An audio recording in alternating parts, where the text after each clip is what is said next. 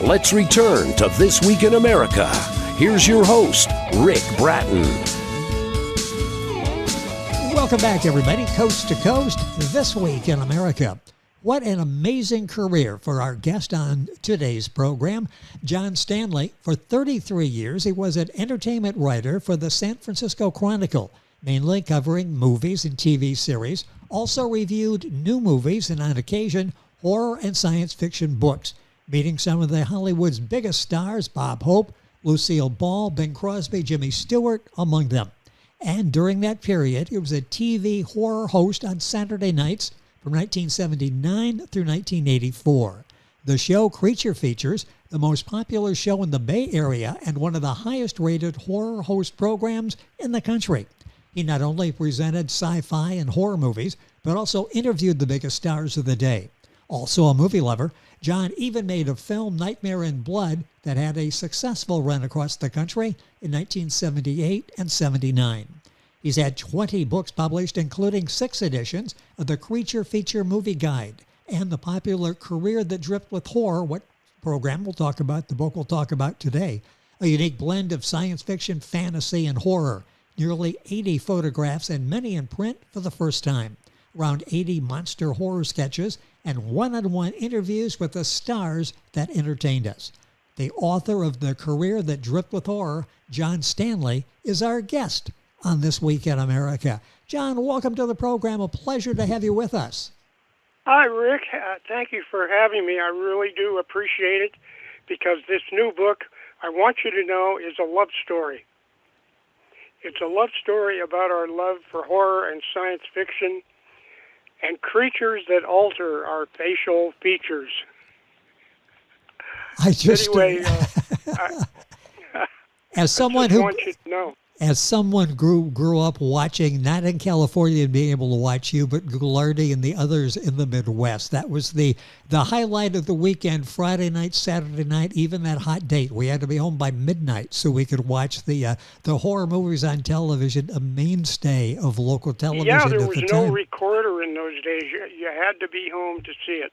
Yes, and no matter, again, what was going on, the ball game had to be over, no overtime, we had to be home. The date, you either come with me and watch a movie together, or I'm going to drop you off and I'll see you at school on Monday. I mean, it was just that important to watch these. Let's talk a little bit, let's lay the foundation, and then we'll get into the career that dripped with horror. What an amazing career that you had. But this started in the newspaper. Talk about that. That was your entrance into the world of show business in Hollywood and these stars. Yeah, that was the final years of Hollywood as it once was, the 70s and the 80s into the mid-90s. And I was able to, in the first couple of years, make contact at all of the major studios in Hollywood and also at all of the TV networks, so that they would often tell me, you can interview this actor or that actor if you can come next week, And when I was doing Creature Features, Walt Disney Studios would send me the star of its upcoming movie, and they would come on a Friday. We'd record the show Friday. It would run on Saturday night. Then that Friday, I would also go to a restaurant and meet the star and put on my newspaperman's cap, and that interview would appear in the paper the coming week. So it was always before the film opened. People could find out about it and hopefully attend. What an amazing career by combining the two. You had the TV series, top rated in the area, one of the top in the country, so people would come in, they'd want to do the TV show. At the same time, you do interviews that would appear in the newspaper, the San Francisco Chronicle. Yeah. That was sort of a one-stop shop for PR for them, wasn't it, at the time? They could do TV and print and be seen and read by many people. Yeah, it was truly, truly amazing. And also, when I was writing these stories, I put in our book, I put them into the present tense, so the reader can feel like he's with me. He's standing next to me. We're going to enter a restaurant, a movie studio, a sound stage, and sit down with the person, the celebrity, and try to probe into that celebrity's mind exactly how he performs. For example, my interviews with Ray Bradbury and Robert Bloch, the Psycho author, Yes. they were designed to probe into their imaginations. How do you write your stories? Why do you write certain stories? And there's two very long interviews, which I feel are among the best. There's just so many things I discovered I hadn't covered yet with some of my older books. For example, Creature from the Black Lagoon. I was able to interview Julie Adams, the beautiful woman in the bathing suit. And yes. The stuntman Bill Chapman, who played the creature on all of the land sequences. And when it came to Superman, which was always one of my favorite characters, I realized suddenly, because I kept a file of all my stories, that I had interviews with Christopher Reeve, who did 3 movies in the 70s and 80s, Kirk Allen, who did the serial movies back in the 40s, and then Dean Cain, who co-starred with Terry Hatcher in a Superman series. I'd interviewed all of them. And Lois Lane, Phyllis Coates, very popular actors that so many of my past readers have told me they enjoyed. Noel Neal, she attended the WonderCon held each year in San Francisco, and we became very, very good friends. And she wrote 2 books that are just fantastic. One of them is just full of color photographs. She was also a pinup, World War II style of pinup. And one other piece on Superman is about George Reeves, although I never met him. He died back in 1959. I wanted to at least do a piece that gave you some history about how well he did and what happened to him. He was found dead in his bedroom, killed with a pistol in his hand. This is such a tour down memory lane, and I want to talk about the presentation because that's really what sets us apart from so many other books. Is John is like, I got this press gig tonight, I've got this interview, come with me, and you feel like you're there by talking in the present tense. It's not like a history book. It's like we're reliving history by being there. It's so well done. Yeah. The career that tripped with horror. Now, the book is available wherever books are sold. John's website, and I'll give you this throughout the program, is stanleybooks.net. The book available wherever books are sold, and all of this, of course, on our website, thisweekinamerica.us. This book, The Career That Tripped with Horror. Yes, and if they order from my website, I will be able to autograph the book to them. As you know, there's a special autograph page in the forefront. And I'll just tell me how you like it signed, and so it shall be. And when you get the book, plan on spending a lot of time, and you'll keep going back to it. You'll start reading, and all of a sudden, hours will have gone by, and you're back in this golden era of motion pictures and television and these celebrities that really open up. John does an excellent job in interviewing and getting these people to really share behind the scenes and all of the stories, and so many photos that you will find there as well. You mentioned several of the people that you've interviewed, fantasy author Ray Bradbury, psycho-novelist Robert Bloch. Those 2 pictures on the video version of this, you'll see several pictures floating on the screen going by of John interviewing. You'll see him interviewing Ray Bradbury and Robert Bloch. Also there, you've got Nightmare in Blood. Talk about that, part of the DVD series that's available. Yes, that was a feature film. When I was younger, I really dreamed of becoming a filmmaker.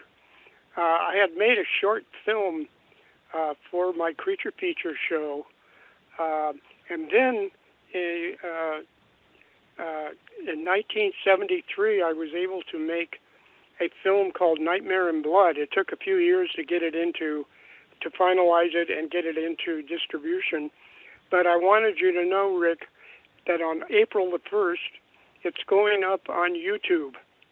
Fantastic. It's been changed over into a better quality production, better look, and it will be up on YouTube just next week, in fact. That's fantastic. And, it's an unusual vampire film. It focuses on a horror show being held in San Francisco, and a committee has hired an actor in Hollywood named Malachi, who plays only vampires in each of his movies. What no one knows, of course, is that Malachi is a real vampire.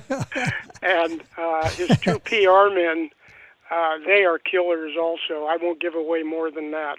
We will have to watch, and we will enjoy it as we're watching. That's Nightmare in Blood. Yeah. The link for that, all that information on our website as well. That'll be at youtube.com/@creaturefeatures80. Check for that. We'll have all that information so you can see the movie that was released with success around the country back in 78 and 79. Now available DVD enhanced version, Nightmare in Blood. A couple of the other pictures we've got up there. We've got a picture of that. We've got a picture of you and a skeleton. Talk about the background of that picture. Yeah, there was a skeleton, and there was also a kind of cake, a cell that were on my set. My set was different from Bob Wilkins. Bob Wilkins, who preceded me for 9 years, and who had been popular in the 1960s as well. Bob had a sign up on the wall that said, "Watch horror films. Keep America strong."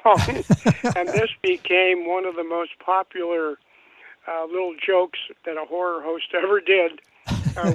We also put it up on some of our sets sometimes. And we've got that picture. Anyway. And we have that picture on the screen as well, so you'll see that whole series unfold in rotation as we're talking to John.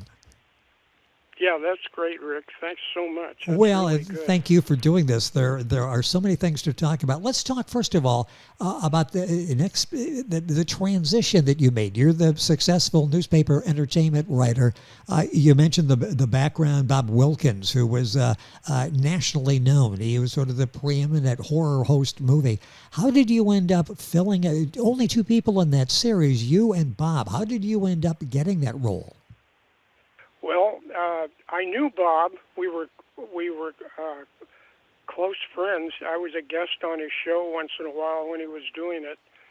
And I guess I always thought one of the reasons was because I had those contacts and would be able to draw not only the well-known people in the Bay Area, but I might be able to draw some of the people from Hollywood. And by golly, it happened. You know, I told you about Walt Disney. Yes. And there were other PR men down there. One of them called me one day. My wife and I were in Hollywood. He says, "John, come to this address tonight." He wouldn't tell me what it was. And we went. It was the home of Lucille Ball.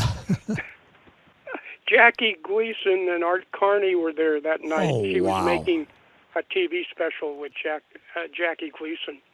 Anyway, that's just one example of some of the wonderful, wonderful stuff that would happen. And also, I have interviews in the book with Mark Hamill, Carrie Fisher, Billy D. Williams, producer Gary Kurtz, actor David Prowse, and director Erwin Kirshner, all from the 1980. It was the second Star Wars film. Just amazing. And also, I have a wonderful collection of interviews from The Wrath of Cain in 1982. All of these interviews, and you'll find those in several of the books that we'll mention that John has written, this one in particular, The Career That Drift with Horror. The book is available wherever books are sold. I'll direct you to John's website, very simple, stanleybooks.net. As mentioned, you can get an autographed copy of the book as well. You will have one-on-one interviews, you will have the sketches, you will have photographs, many of them autographed, many seen publicly for the first time in this publication, and all that information on our website, thisweekinamerica.us. So many of us remember the horror movies, and the host would always dress up like one of the characters in the horror movie. Yeah. You were there like just Elvira. well, yeah, and I'm glad she did. I'm glad she didn't wear a business suit. I'm glad that she dressed up in the wardrobe that she chose. You're dressed up there. I mean, you look like a reporter, like a TV talk show host normal, there. Well, Bob Wilkins, that's how he dressed. He never tried. Well. Yes, he did a separate show where he played a character, but for Creature Features Saturday night, he just dressed normally. with a suit and a tie or whatever. And so the station told me, John, just follow in his footsteps, you know. And frankly, it worked out very well. By being normal, I was able to do what I called mini movies. In other words, I would get out of the studio using the set, and I would go to a location like a wax museum or someplace in the Bay Area where I could create a horror story, but it wouldn't be very long. It'd be 10 minutes or so. Yes. We did a mummy, trying to get a mummy to wake up. Yeah, we just did a whole slew of those, and Chuck Norris was in 3 of my things that I did. He was making a movie in the Bay Area, so we did a 2-part thing where I went to his movie location, and they were fighting and just doing dueling and all kinds of stuff. And gosh, I was able to get some shows, special, mini movies that the fans really enjoyed. And it says something about your stature as a reporter and as a host, that you were able to get somebody of the caliber of the people you mentioned to take part in this. That's really giving you a lot of confidence they have in you. You're not going to do something that's going to embarrass them. You're going to do something that's going to be fun, the people are going to enjoy, obviously familiar with your work, and probably not something you could do in 2025. Have the access that you had and get them to participate the way that you did. And all of this is recorded in the various books and the DVDs that John has out there, including The Career That Dripped with Horror, the book available at John's website, stanleybooks.net. This idea for the book sort of came about from a little get-together that you and Bob had, where a few years after the series ended, you were out making public appearances, and the people were going crazy seeing you out there. Yeah. Everybody had stories. In the year 2000, which was 15 years after the program had left the air, there were some fans who came and talked to me and Bob and says, hey, why don't you guys get back into the public view?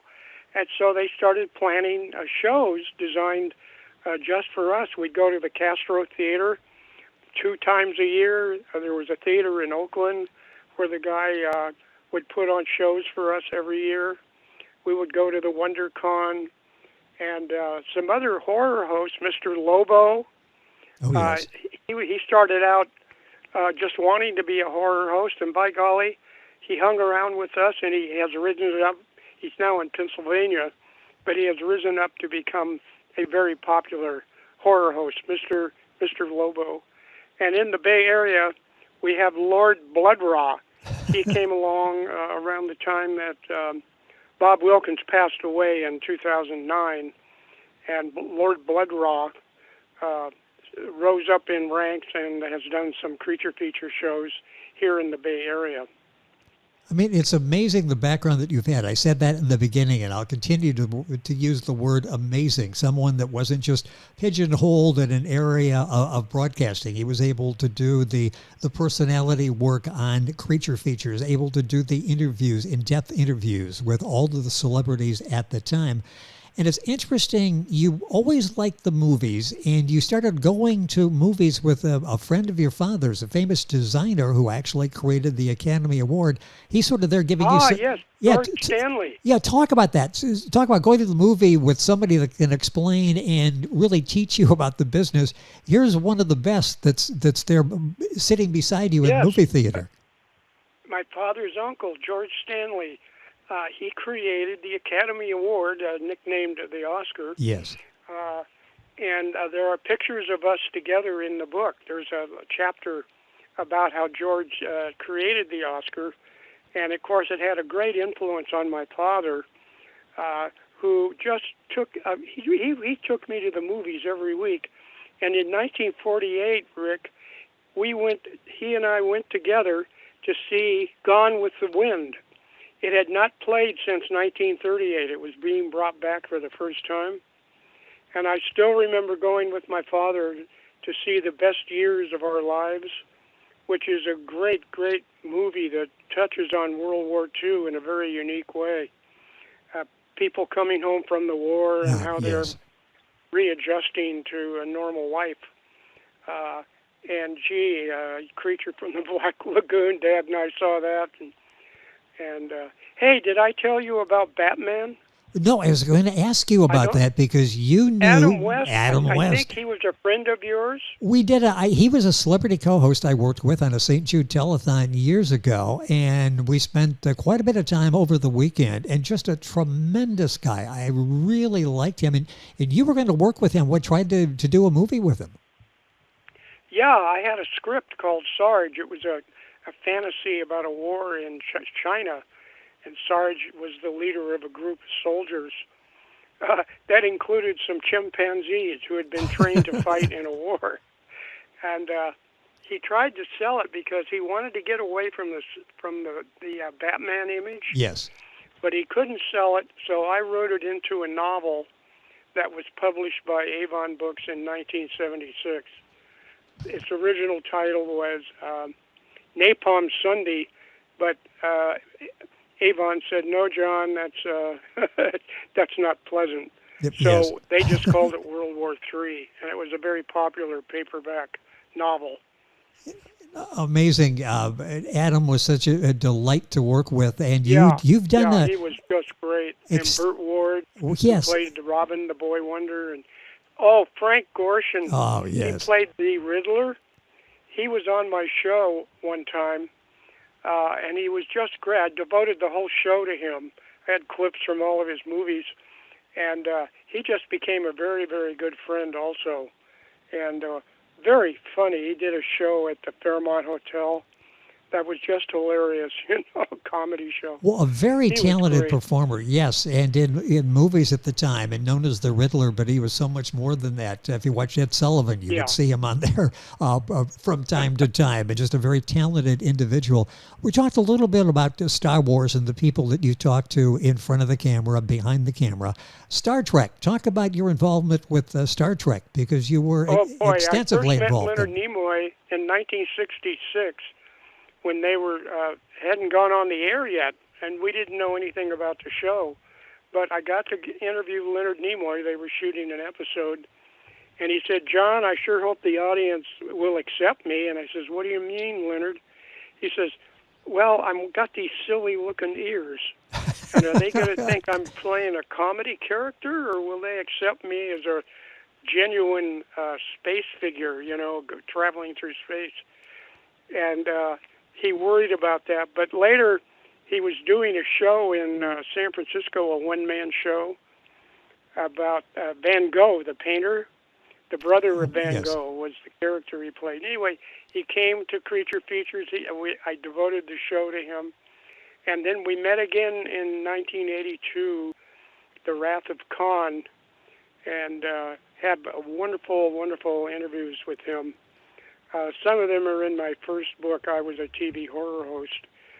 But you will find a lot of signed photographs and an article with director Nicholas Meyer, who did one of the films during the 1980s, one of the Star Trek films. And that's in this book by John, The Career That Dripped with Horror. You'll find that at all of the usual places, Amazon, whatever. If you go to John's website, you'll get information there on that, all the other books that are available, the DVD series that's coming back, the movie there, Nightmare in Blood, that will be out within several days.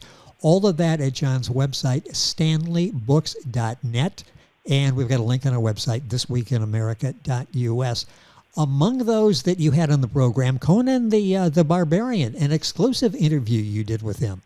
Oh, yes. That was a sad week. My father had just died of a stroke, and I got a call, "Hey, Arnold Schwarzenegger has made his first major film, Conan the Barbarian." So I flew down to L.A., and as we were flying, I wrote a poem for my father, which I would later read at his funeral service. But I got there, and boy, Arnold, who I had first met in 1976, he was doing a Streets of San Francisco episode with Carl Malden. Oh, yes. Carl Malden had called me because we were good friends, and he said, "John, you got to interview this guy Arnold." So I did. But now the second interview, he told me how hard it was to play Conan. I guess he had to put up with a lot of difficult action sequences in the film. Anyway, it turned out to be a really excellent interview. And then later, he came to San Francisco and was a guest on my creature feature show. So I got 2 interviews out of that, too. You know, it's amazing. And for someone to do interviews, to be successful, you really need them to trust you. And it's so amazing, the people, again, in front of the cameras that we all know, behind the cameras that many of us know, if we follow the industry, to be able to trust you and to be able to open up. And now there's sort of this hesitation, like, what's the angle here? What's going to come out and be clickbait? What, they're going to set me up for something on TikTok. What is going to happen? These are just real interviews with people that were equals. They would sit down with John and would talk and open up. That's why this book is so special, The Career That Dripped with Horror. You've got the one-on-one interviews. You've got the great pictures. So much more in the book, available wherever books are sold. Among those you talked to was Stan Lee. This guy is a fascinating person, the creator of Marvel and Spider-Man. I've met him several times. He used to come here to the Giants baseball stadium once a year. And my son, who's the ticket director for the Giants, he would always call me and say, "John, come over, and then we'll get together with Stan Lee." And so I had several interviews with him at the ballpark. And I also was able to interview Nicholas Hammond. A lot of people forget he played the very first Spider-Man on a television series back in the 1970s. So both Stan Lee and Nicholas Hammond sort of fit together. You know, you're going to find out quite a bit about Spider-Man, that television series. And if you think, okay, these are people that I used to watch, and I'm not sure they're around anymore, but they're nice stories. You've got Stephen King in there, who's still alive and doing quite well. Yeah. The early days, it was early talk about in his that. career. Yes. You can find out how he felt about his early work. You know, the books he had written and where he wanted to go from there. You know, there's so much. Also, No, finish that thought. I'm sorry. No, I was just going to say. One of my guests who was really terrific was Buster Crabbe, who did the Flash Gordon serials.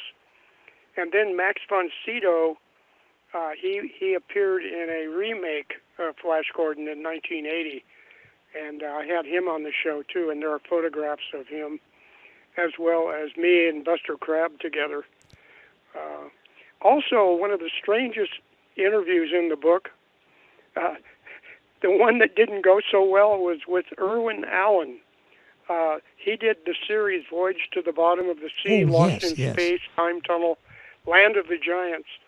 And we were doing an interview, and I wanted him to talk about all these series.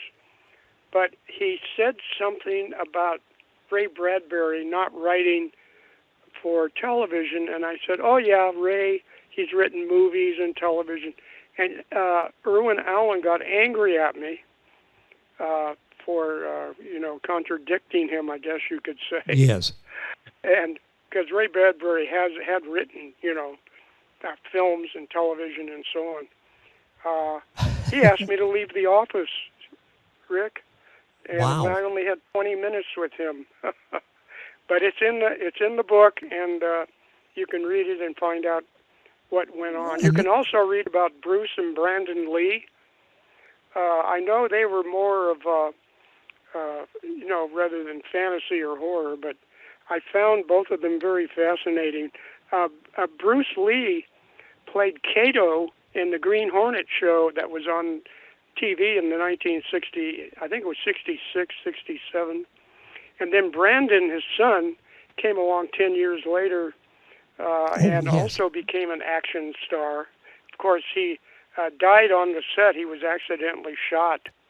Remember that story, yes. Died, I think, in the early 90s.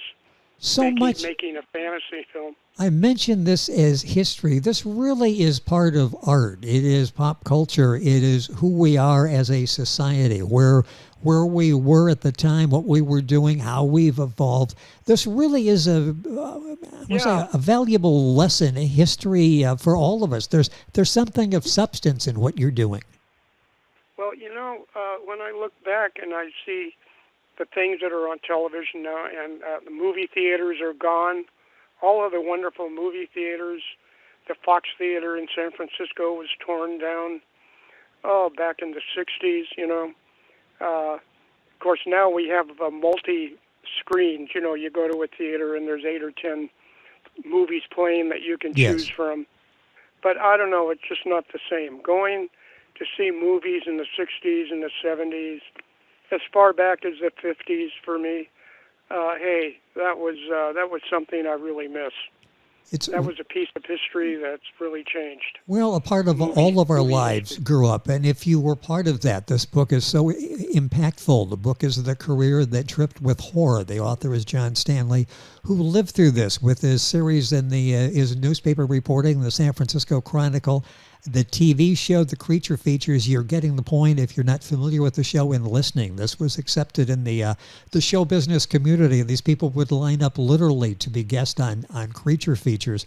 It's such an amazing story that John talks about. It's fascinating. You mentioned the stuntman, Ben Chapman, I believe his name is, from the Black Lagoon.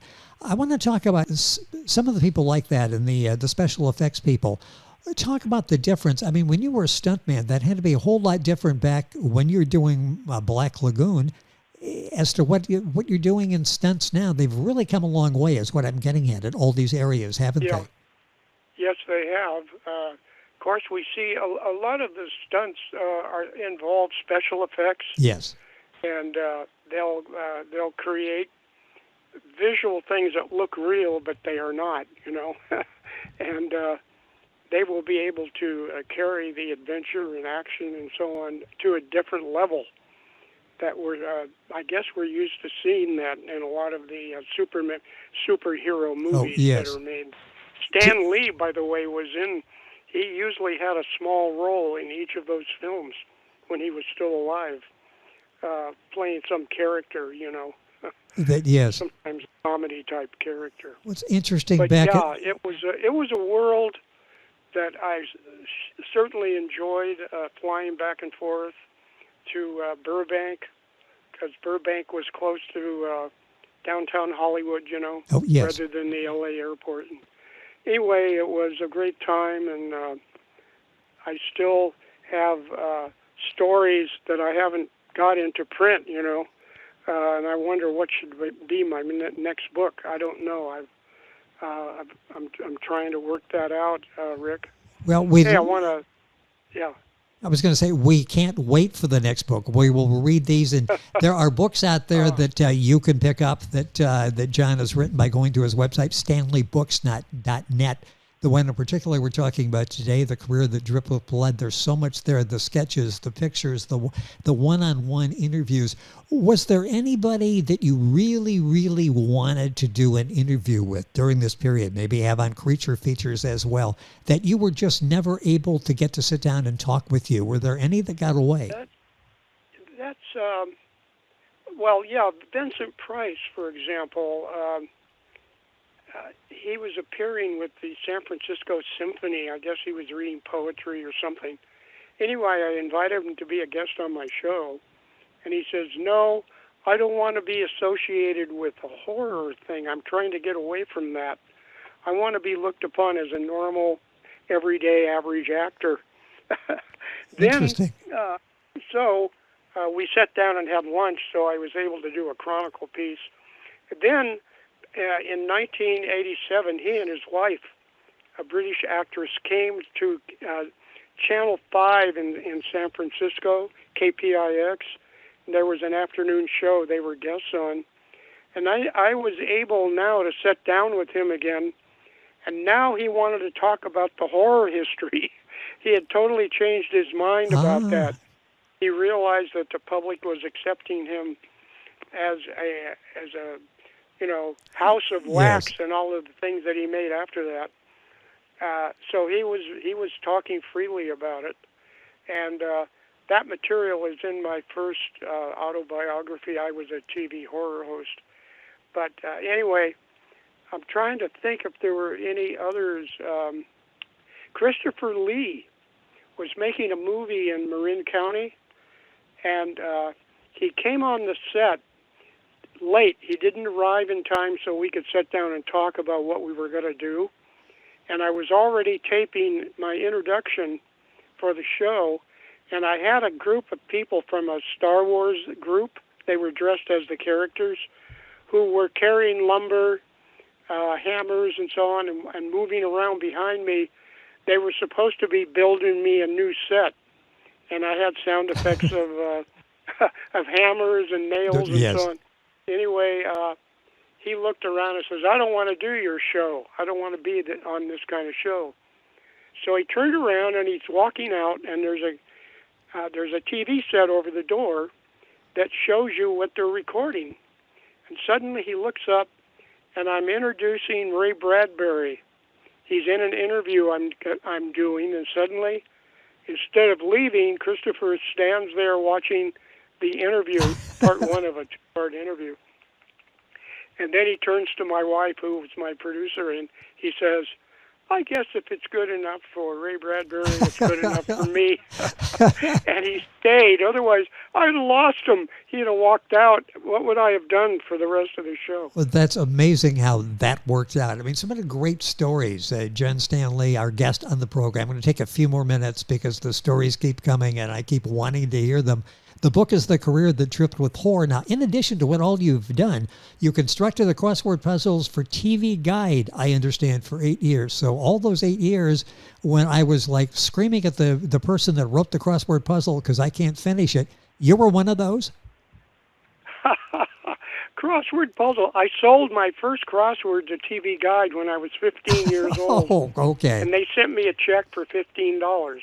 Jeez. So, off and on from that time forward, I continued to, on a part-time basis, because I was working and going to college, I continued to turn out puzzles. And then I didn't do any for a while. And then suddenly, after I left the Chronicle, I did start to sell a few. I sold one to the New York Times and so on. And TV Guide had a companion magazine of nothing but puzzles. So each month I did 13 crossword puzzles. How I did that for 8 years. Amazing. 13 a month, 8 years. I don't know. But yeah, one crossword puzzle after the other all day. Well, that's amazing. You know? I could do one every 8 years. You did one every week for 8 years. It's amazing. And if somebody's listening going, TV Guide, that sounds familiar. What is that? Those were the good old days, weren't they? When you could sit down, pick up a little magazine, look through and find out what's going to be on television. At a certain time, you don't have 1,000 shows to go through. You've got the main TV shows. Well, Tom Wersch is one of those two who came forward and asked me and Bob to come back before the public. And Tom published a book. He got several copies of TV Guide. He went through them, and there were all these ads for Bob Wilkins when he was doing his shows, during the 1990s. So Tom took all of those ads, put them together, and did a very special book about Bob Wilkins, just using the ads from TV Guide. Interesting. So that's a remarkable little piece of history. Also, yeah, sort of an art form unto itself.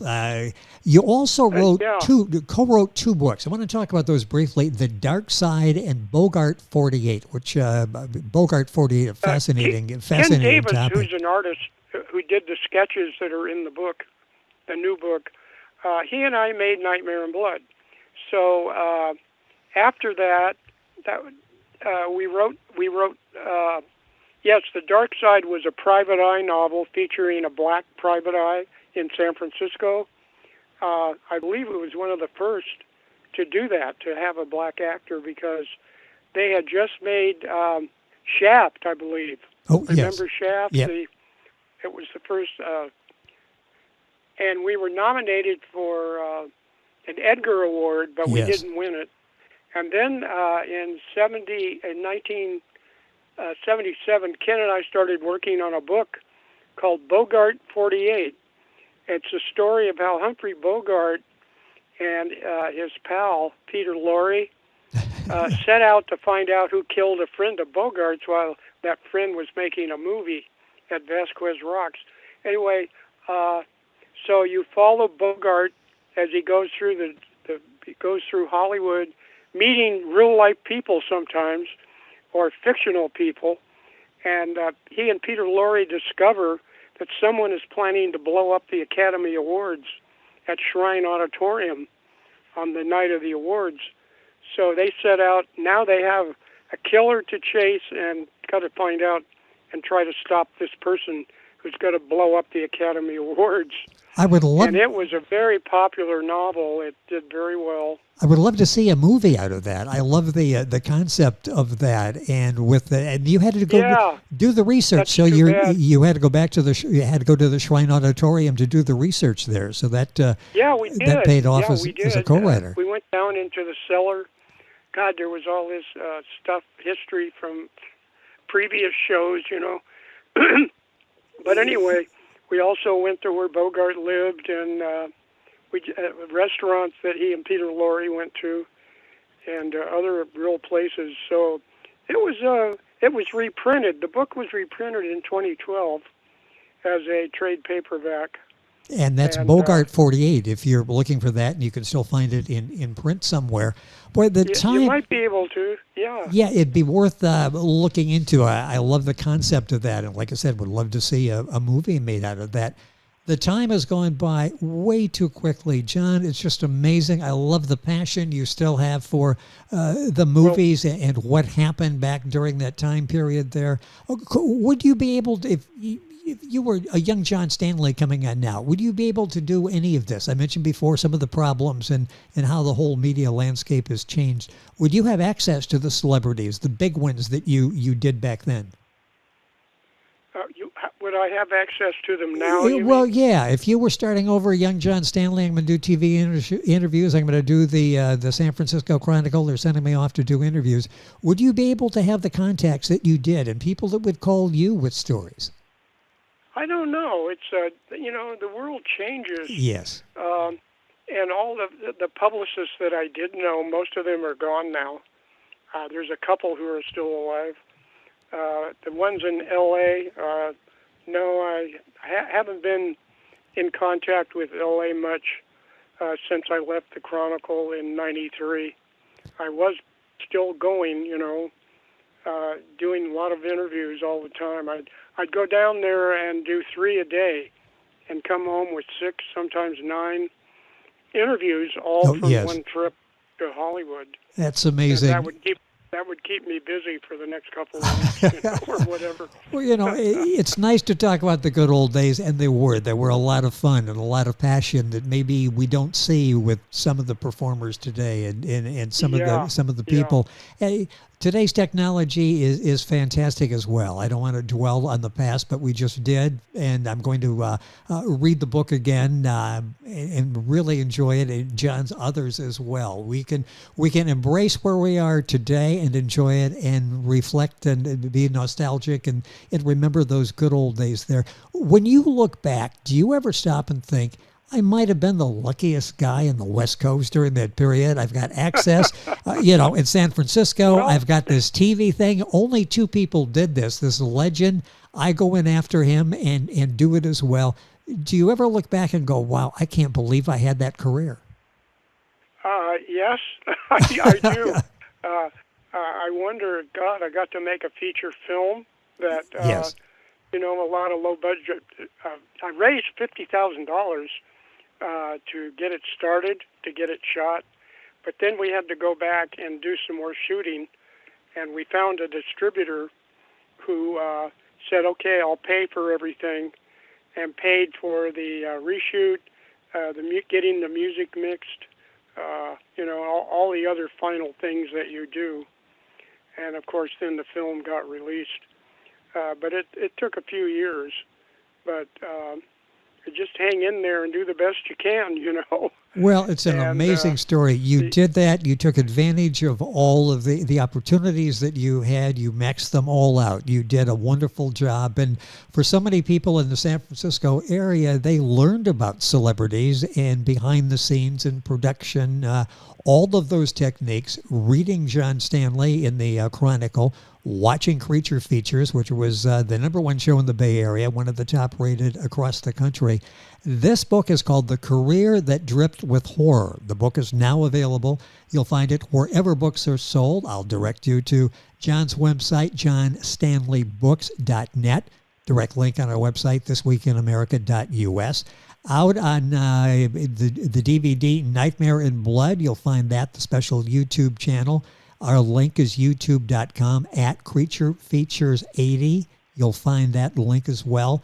Just Google John Stanley and you'll get a lot of this information.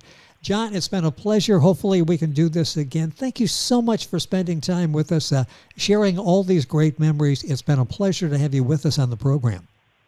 Well, Rick, this has been one of the best interviews I've ever done, and I've done a lot of them over the years. Well, thank you. There's something very special about how you prepared this interview. I'm really impressed, and I want to thank you from the bottom of my heart. This has been really, really a wonderful moment for me. Well, and for me, and thank you so much for the kind words. And it's so much easier doing this when you've got somebody like yourself, a wealth of knowledge, who has done so much, and I admire and respect all that you did, all that you're continuing to do, and keeping this era alive and sharing your passion, your stories with so many others. And I'd like to thank UR-Link Print and Media for arranging our conversation with John today, marketing platforms that are completely customizable to your needs. That's UR-Link Print and Media, the website urlinkpublishing.com. Really hope this is the first of many interviews we do. John, once again, a pleasure. Thank you so much for being with us. We'll direct people to the website, and we will stay in touch. Thank you very, very much. It's our pleasure. Goodbye, Rick. Goodbye. John Stanley is our guest. Have a great future.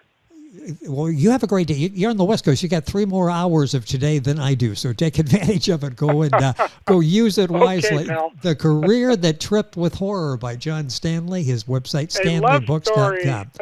Well, it really is a fascinating love story of John and behind the scenes and all the celebrities from that era, pictures and sketches and his one-on-one exclusive interviews.